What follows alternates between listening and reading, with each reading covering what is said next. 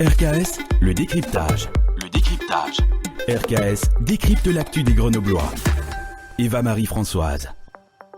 Bonjour Marie, hier un conseil de défense s'est tenu à Matignon. Sur la table était évoquée la situation du coronavirus en France et notamment la mutation du virus au Royaume-Uni.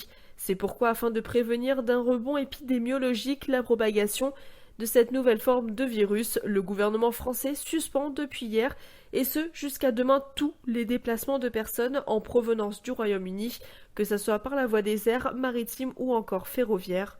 Le gouvernement français précise par ailleurs que seul le fret non accompagné sera autorisé et les flux de personnes ou de transport en direction du Royaume-Uni pourra néanmoins se faire. Ce délai de 48 heures pour la fermeture des flux entre les deux pays dans le sens Royaume-Uni-France doit permettre deux objectifs. Dans un premier temps, ouvrir un temps de coordination entre les États membres de l'UE afin de définir une doctrine commune sur la régulation et le contrôle des flux en provenance du Royaume-Uni et de pouvoir également préparer opérationnellement une réouverture sécurisée des flux venant de nos voisins britanniques dès le 22 décembre avec la mise en place d'un dispositif de test obligatoire au départ. La position de la France se justifie puisqu'aujourd'hui, même si le nombre d'hospitalisations est en baisse, une troisième vague plus douloureuse est cette fois-ci redoutée. Le nombre de cas positifs connaît une certaine hausse au vu des indicateurs.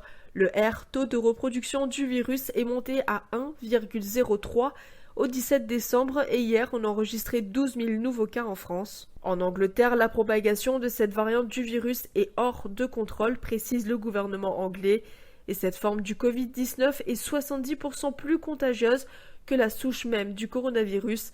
Cette variante touche déjà 12 000 personnes. De plus, un reconfinement de Londres et d'une partie du pays se ferait jusqu'au déploiement massif d'un vaccin, soit le sud-est et une partie de l'est de l'Angleterre, condamnant ainsi 16 millions d'Anglais à rester chez eux. Le 20 décembre, on comptait plus de 35 000 nouveaux cas de coronavirus, contre 14 000 au 7 décembre en Angleterre. D'autres pays de l'Union européenne ont déjà fermé leurs frontières avec le Royaume-Uni, tels que l'Italie, l'Espagne ou encore l'Allemagne. RKS, le décryptage. RKS décrypte l'actu des Grenoblois.